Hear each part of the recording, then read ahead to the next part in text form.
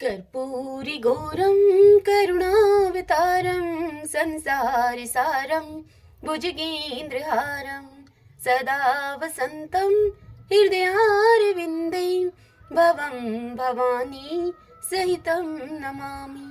भवं भवानी सहितं नमामि। श्री शिवाय नमस्तुभ्यं। फागुन मास महात्म्य के अध्याय 11 की पावन कथा में हम आज सुनेंगे कार्तिकेय द्वारा तारकासुर का वध, यमराज के द्वारा भगवान शिव की स्तुति तथा शिव के द्वारा यमराज को आत्म ज्ञान का उपदेश और कार्तिकेय जी की स्तुति। आज हम इस कथा का रसपान कर रहे हैं। सर्वप्रथम भगवान का स्मरण करते हुए आप सभी बोलिए, श्री उमा महेश्वराभ्याम नमो नमः। भगवान शंकर माता पार्वती की जय। पिछले अध्याय की कथा में आप सबने सुना था, कार्तिकेय जी को लेकर सभी देवगण अब रणभूमि में तारकासुर के साथ युद्ध करने के लिए पधारे। वहां पर आकर तारकासुर के साथ इंद्र युद्ध करने लगे। तदंतर इंद्र जब पृथ्वी पर गिर पड़े तब राजा मुचुकुंद, जो कि बड़े ही बलवान थे, उन्होंने तारकासुर पर जो ही प्रहार किया त्यों ही तारकासुर की शक्ति से आहत होकर वे राजा मुचुकुंद भी रणभूमि में गिर पड़े। उनके गिरने पर वे तत्काल ही उठकर खड़े हो गए और तारकासुर को मारने के लिए ब्रह्मास्त्र उन्होंने उठाया। तब नारद जी राजा मुचकुंद से कहने लगे कि हे राजन, तारकासुर मनुष्य के हाथ से नहीं मारा जाएगा, इसलिए आप इस ब्रह्मास्त्र का प्रयोग न करें। भगवान शिव के पुत्र कुमार कार्तिकेय ही तारकासुर को मारने में समर्थ हैं। अतः तुम सभी लोगों को शांत रहना चाहिए। अब आज हम इससे आगे की कथा का श्रवण कर रहे हैं। नारद जी की इस बात को सुनकर सभी देवता मुचकुंद के साथ ही शांत हो गए। तब वीरभद्र ने त्रिशूल से मारकर तारकासुर को बड़ा भारी आघात पहुंचाया। तारकासुर क्षण भर तक पृथ्वी पर मूर्छा में ही पड़ा रहा। फिर चेत होने पर एक ही मुहूर्त में वह उठकर खड़ा हो गया और शक्ति से उसने वीरभद्र पर प्रहार किया। भगवान शिव के सेवक महाबली वीरभद्र ने भी भयानक त्रिशूल से तारकासुर को पुनः चोट पहुंचाई। इस तरह से ये दोनों एक दूसरे को मारने लगे। भगवान शिव के गणों में जो अत्यंत युद्ध कुशल और वीरभद्र के समान ही पराक्रमी थे, अब वे बैल पर चढ़कर, बैल पर सवार होकर मस्तक पर जटाजूट को धारण किए हुए, हाथों में त्रिशूल लिए हुए तथा सर्पों का आभूषण पहने हुए वहां पर आए और वीरभद्र को आगे करके दैत्यों के साथ अब वे लोहा लेने लगे। उन्होंने दैत्यों के साथ बड़ा ही भयानक संग्राम किया। उस युद्ध में परमत गण विजयी हुए। उनसे परास्त होकर असुर लोग युद्ध से विमुख हो गए। अत्यंत पीड़ित होकर उन्हें पराभव स्वीकार करना पड़ा। अपनी सेना को तितिर बितर होती हुई देखकर तारकासुर ने 10,000 भुजाएं प्रकट कर ली और सिंह पर सवार होकर रणभूमि में देवताओं का संहार करना आरंभ कर दिया। उसने शिव के बहुत से गणों को भी मार गिराया। ऐसा जान पड़ता था कि वह तीनों लोगों का संहार कर डालेगा। उसके सैनिकों ने समस्त शिवगणों को शत विक्षत कर दिया तथा दैत्य सेना के सिंहों ने शिवगणों की सवारी के काम आने वाले सभी बैलों को मार डाला। इस प्रकार उस रण क्षेत्र में जब भगवान शिव के पार्षद मारे जाने लगे, तब भगवान विष्णु ने शंकर जी के प्रिय पुत्र कार्तिकेय से हंसकर इस प्रकार से कहा। भगवान विष्णु ने कार्तिकेय से कहा, हे कार्तिकानंदन, तुम्हारे सिवा दूसरा कोई ऐसा वीर नहीं है जो इस पापी तारकासुर का वध कर सके, इसलिए तुम्हें ही इसका संहार करना चाहिए। भगवान विष्णु की इस बात को सुनकर कार्तिकेय उनसे बोले कि भगवान, यहाँ कौन अपने हैं और कौन पराए, इसका मुझे कुछ भी ज्ञान नहीं है। कार्तिकेय जी की इस बात को सुनकर देवऋषि नारद जी ने उनसे कहा, हे महाबाहो, तुम भगवान शंकर के अंश से उत्पन्न हुए कुमार हो, इस जगत के रक्षक और स्वामी हो। देवताओं को सबसे बढ़कर सहारा देने वाले भी इस समय तुम ही हो। हे वीरवर कार्तिकेय, तारकासुर ने पहले बड़ी उग्र तपस्या की थी। उसी के प्रभाव से उसने देवताओं पर विजय पाई है, स्वर्गलोक को जीत लिया तथा अजयता को प्राप्त कर ली है। उस दुरात्मा ने इंद्र और लोकपालों को भी परास्त किया है तथा तीनों लोक अपने अधिकार में कर लिए हैं। उसने वह धर्मात्माओं को सताने वाला है, अतः तुम्हें उसका वध अवश्य करना चाहिए। आज तुम ही रक्षक होकर सभी का कल्याण करो। नारद जी की इस बात को सुनकर कुमार कार्तिकेय बड़े जोर से हंसे और विमान से उतरकर पैदल चलने लगे। अपने हाथ में बड़ी भारी उल्का के समान देदीप्यमान और अत्यंत ही प्रभावशालिनी शक्ति लेकर जब कार्तिकेय रणभूमि में पैदल ही दौड़ने लगे, उस समय बलवानों में श्रेष्ठ तथा अत्यंत प्रचंड उस बालक को आते हुए देखकर तारकासुर कहने लगा, आओ, ये कुमार अपने शत्रुभूत बड़े बड़े दैत्यों का संहार करने वाला है, अतः इसके साथ मैं ही युद्ध करूंगा। अन्य सब वीरों, संपूर्ण गणों, गणाधीशों और लोकपालों को भी मैं अभी मौत के घाट उतार देता हूँ। यो कहकर महाबली तारकासुर कुमार से युद्ध करने के लिए जैसे ही आगे बढ़ा, उसने एक अद्भुत शक्ति हाथ में ले ली और वह इंद्र का अपमान कर चुका था। उसे फिर वेगपूर्वक आते हुए देखकर बुद्धिमानों में श्रेष्ठ इंद्र ने सावधान होकर वज्र से आघात किया। वज्र की मार खाकर तारकासुर व्याकुल होकर पृथ्वी पर गिर पड़ा। अब उसके गिरते ही वह पुनः उठकर खड़ा हो गया और बड़े रोष में भरकर तारकासुर ने इंद्र पर शक्ति से प्रहार किया। इंद्र ऐरावत हाथी पर बैठे हुए थे, किंतु तारकासुर ने उन्हें पृथ्वी पर गिरा दिया। उनके गिरने पर देवताओं की सेना में बड़ा हाहाकार मच गया। इंद्र को पृथ्वी पर गिरा हुआ देखकर प्रतापी वीरभद्र अत्यंत ही कुपित हो उठे। वे बड़े बलवान वीर थे। उन्होंने हाथ में त्रिशूल लेकर इंद्र की रक्षा करते हुए महादैत्य तारक पर प्रहार किया। शूल के आघात से आहत होकर तारकासुर अब पृथ्वी पर गिर पड़ा, परंतु वह बड़ा ही तेजस्वी था। गिरने पर भी वह पुनः उठकर खड़ा हो गया। उसने बहुत बड़ी शक्ति लेकर वीरभद्र के वक्षस्थल पर प्रहार किया। उसकी शक्ति के आघात से वीरभद्र भी धराशायी हो गए। उस समय समस्त शिवगण, संपूर्ण देवता, गंधर्व, नाग और राक्षस बारंबार हाहाकार करने लगे। इतने में ही शत्रुओं का नाश करने वाले महाबली वीरभद्र उठकर खड़े हो गए। उन्होंने एक चमकते हुए त्रिशूल से जब तारकासुर को मार डालने का विचार किया, तब उसी समय कुमार कार्तिकेय ने उन्हें मना करते हुए कहा, हे महामते, तुम इसका वध न करो। उन्होंने उस रणभूमि में जब सिंहनाद किया, तब आकाश में खड़े हुए देवता जय जयकार करने लगे। वीरवर कार्तिकेय एक बहुत ही बड़ी शक्ति लेकर उसके द्वारा तारकासुर को मार डालने के लिए उद्यत हुए। तारकासुर और कुमार कार्तिकेय में बड़ा विकट, सब प्राणियों के लिए भयंकर तथा अत्यंत दुस्सह संग्राम छिड़ गया। दोनों वीर हाथों में शक्ति लिए हुए एक दूसरे से जूझ रहे थे। वे शक्ति से विपक्षी की शक्ति पर चोट करते थे। दोनों को उत्साह पूर्वक युद्ध करते हुए देखकर देवता, गंधर्व आदि आपस में कहने लगे कि पता नहीं इस युद्ध में किसकी विजय होगी। इसी समय एक आकाशवाणी हुई। आकाशवाणी ने कहा, देवताओं, आज कुमार कार्तिकेय तारकासुर को अवश्य मार डालेंगे। तुम सब लोग चिंता न करो, पूर्वक स्वर्गलोक में स्थित रहो। आकाश में प्रकट हुई इस दैवी वाणी को पर्वत गणों से घिरे हुए कुमार कार्तिकेय ने भी सुना। सुनकर उस वाणी को, उस भयानक दैत्य को मार डालने का कुमार कार्तिकेय ने निश्चय किया। अतिशय बलवान महाबाहु कुमार ने तारकासुर की छाती में शक्ति से प्रहार किया, परंतु दैत्यराज तारक ने उस प्रहार की कोई परवाह न करके स्वयं ही क्रोध में भरकर अपनी शक्ति से कुमार पर आघात किया। उस प्रहार से शंकर नंदन कार्तिकेय मूर्छित हो गए। जब पुनः कार्तिकेय सचेत हुए तो महर्षिगण उनकी स्तुति करने लगे। जिस प्रकार मतवाला सिंह हाथी पर झपटता है, ठीक उसी प्रकार प्रतापी कुमार ने तारकासुर पर गहरा प्रहार किया।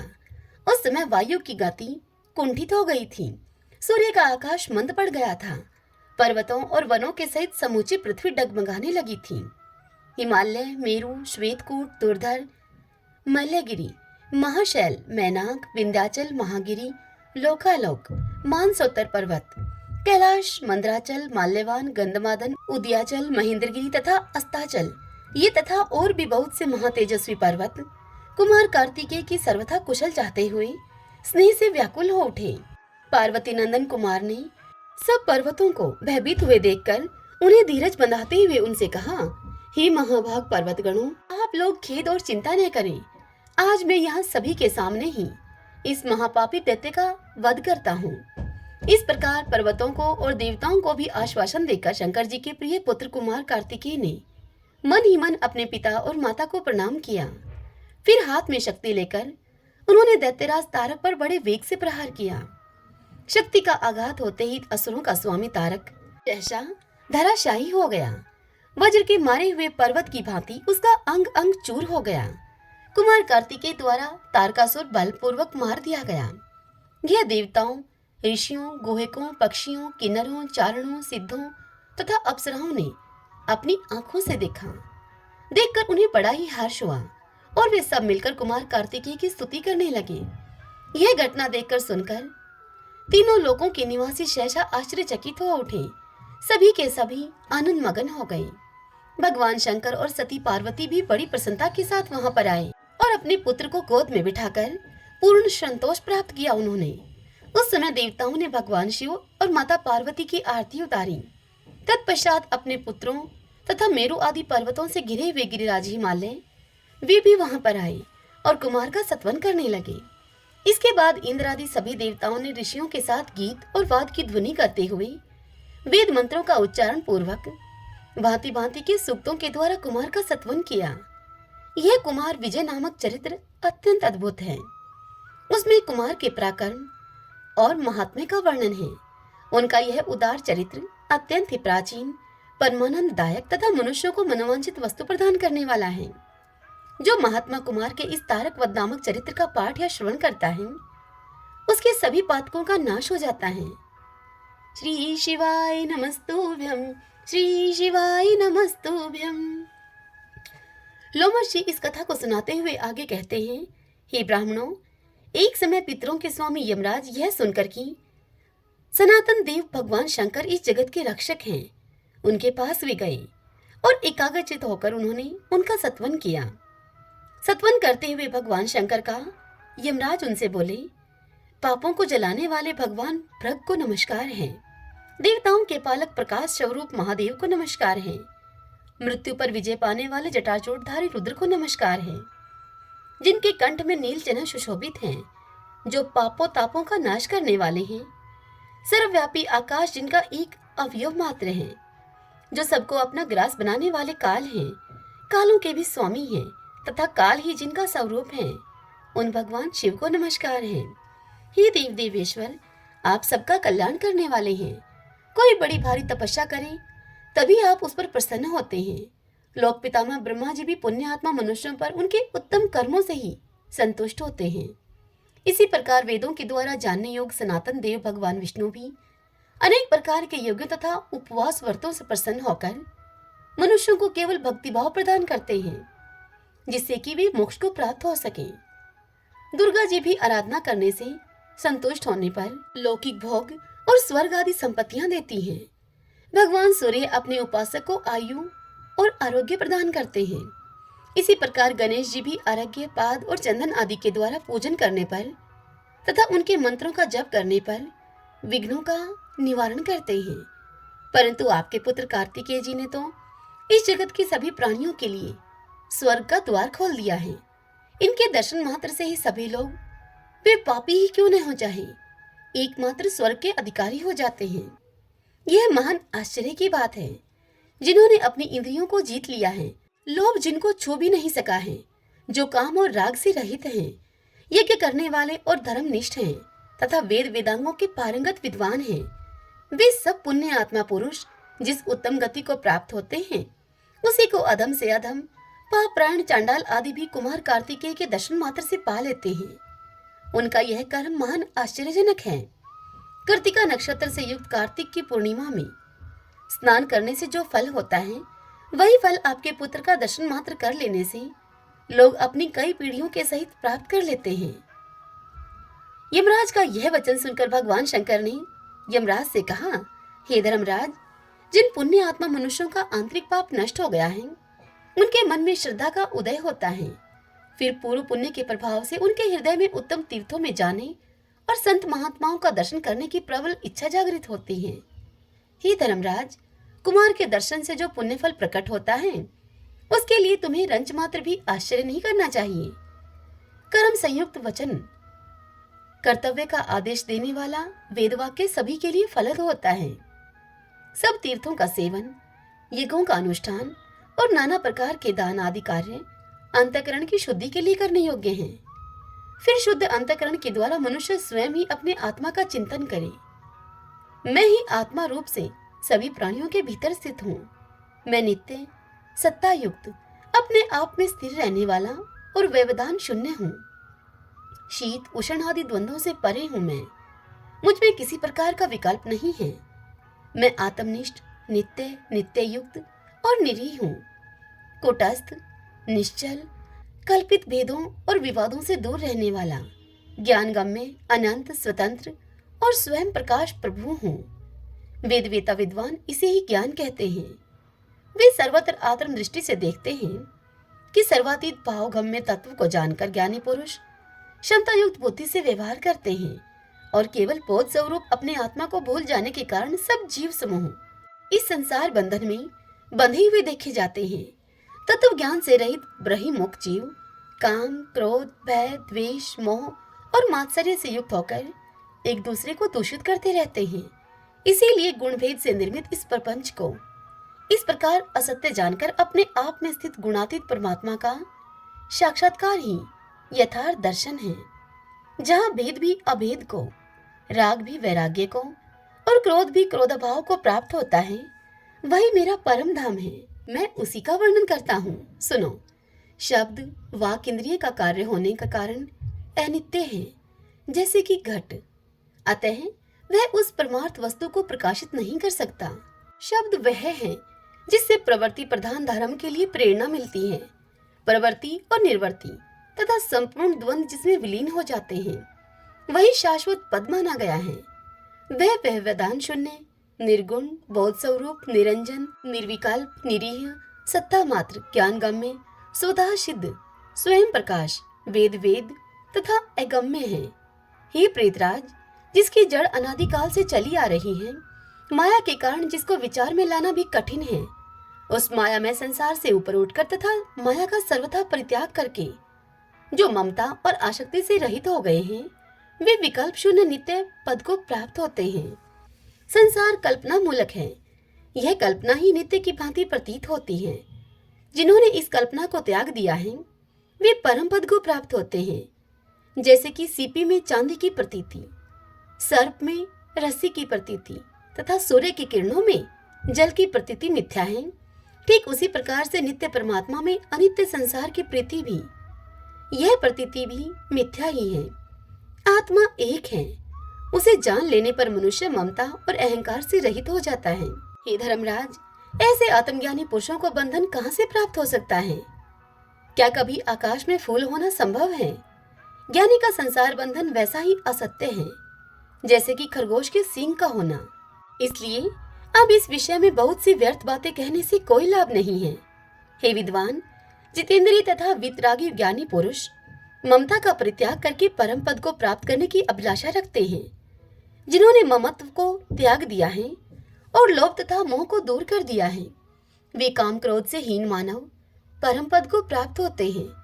जब तक मन में काम, लोभ, राग और द्वेष यह सब डेरा डाले रहते हैं, तब तक केवल शब्द मात्र का बोध रखने वाले विद्वान परम सिद्धि अर्थात मुक्ति को नहीं प्राप्त होते हैं। हे यमराज, जिनके सब पाप दूर हो गए हैं, वे समस्त ऋषि मुनि ज्ञान का प्रवचन करने वाले तथा ज्ञान अभ्यास के अनुकूल बर्ताव करने वाले हैं, फिर भी ज्ञानवेता नहीं है। वे ज्ञान, ज्ञेय और ज्ञान गम्य वस्तु को जानकर ही मनुष्य ज्ञानी कहलाता है।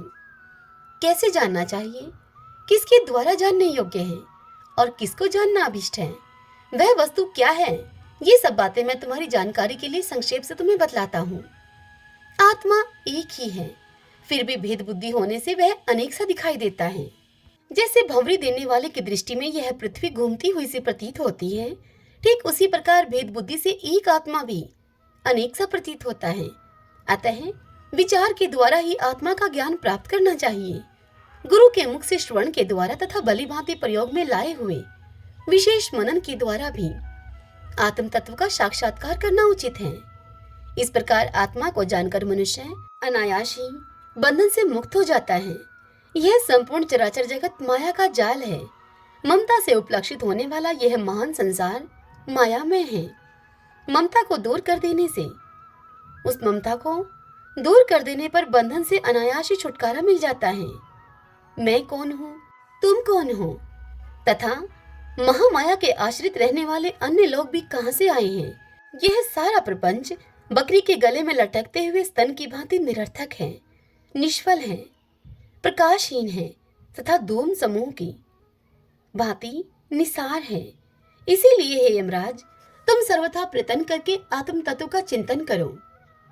लोमश जी इस कथा को सुनाते हुए आगे कहते हैं, हे विप्रगणों, भगवान शंकर के इस प्रकार उपदेश देने पर यमराज ज्ञानवान होकर उस समय साक्षात आत्म स्वरूप से स्थित हुए। वे कर्म से सबके शासक हैं। सब प्राणियों को उनके कर्म के अनुसार दंड या पुरस्कार देते हैं। वे अपने चित्त को एकाग्र रखकर सदा ही सब भूतों तथा मनुष्यों का कल्याण करते हैं। इतनी कथा सुनकर सूत जी से ऋषियों ने पूछा, हे सूत जी, महात्मा कुमार ने युद्ध में तारकासुर को मारकर फिर कौन सा महान अद्भुत कर्म किया, यह हमें बतलाइए। यह सुनकर सूत जी बोले कि तारकासुर को मारा गया देखकर इंद्र आदि सभी देवता बड़े प्रसन्न हुए और संपूर्ण लोगों को पवित्र करने वाले कुमार कार्तिकेय की फिर वे स्तुति करने लगे। कार्तिकेय जी की स्तुति करते हुए देवता कहने लगे, कल्याण स्वरूप भगवान कार्तिकेय जी को नमस्कार है। हे शिवनंदन, आपको नमस्कार है। हे विश्वबंधो, आपको नमस्कार है। हे विश्वभावन, आपको नमस्कार है। जिन्होंने आपका दर्शन कर लिया वे चांडाल भी सर्वश्रेष्ठ हैं। हे जगत बंधो, हम आपको नमस्कार करते हैं। हे देव, इस समय हम आपकी शरण में आए हैं। देवताओं के द्वारा की हुई यह स्तुति को सुनकर प्रसन्नता से भरे हुए पर्वतों ने भी सर्वतोभावेन उन गिरिजा कुमार का सत्वन किया।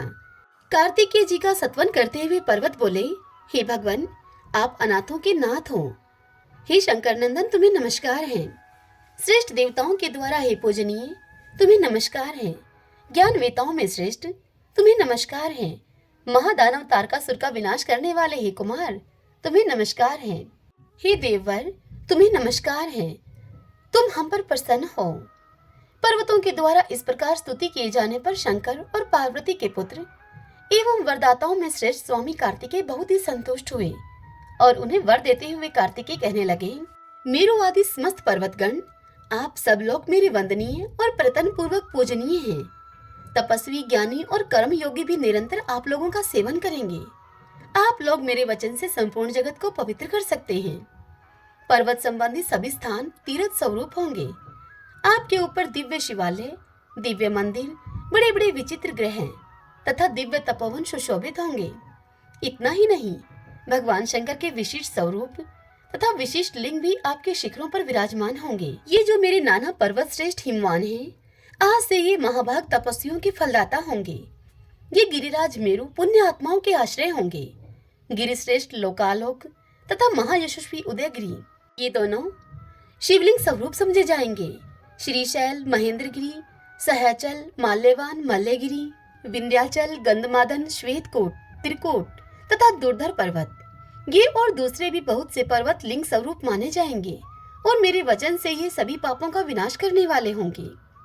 शंकर पुत्र भगवान कार्तिकेय ने जब इस प्रकार उन पर्वतों को वरदान दिया, जिसके मुख से सदा ही नमः शिवाय इस पंचाक्षर मंत्र का जप होता रहता है, जिसका चित्त सदा ही भगवान शिव के चिंतन में संलग्न रहता है, जो सभी प्राणियों के प्रति संभाव रखता है, दूसरों की निंदा में जिसकी वाणी मूक रहती है तथा जो पराई स्त्रियों के प्रति अपने में नपुंसक भाव ही रखता है, ऐसे उपासक पर भगवान शिव की विशेष कृपा होती है।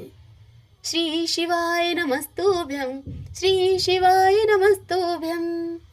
भगतजनों, आज की यह कथा यहीं पर पूर्ण हुई। अब कल के अध्याय में हम सुनेंगे महाराज श्वेत का चरित्र और शिवरात्रि व्रत की महिमा। आज की यह कथा आप सबको कैसी लगी? यदि पसंद आई हो तो वीडियो को लाइक करें और कमेंट बॉक्स में हर हर महादेव लिखिएगा। यदि आप मुझे पहली बार सुन रहे हैं, हमारे इस चैनल श्री कृष्ण देवानी पर पहली बार आए हैं, तो चैनल को सब्सक्राइब कर लीजिएगा और बेल आइकन के बटन को प्रेस कर लीजिएगा, ताकि आने वाले सभी नए वीडियोस की नोटिफिकेशन सबसे पहले आपको मिल सके। जय श्री कृष्णा, जय भोलेनाथ।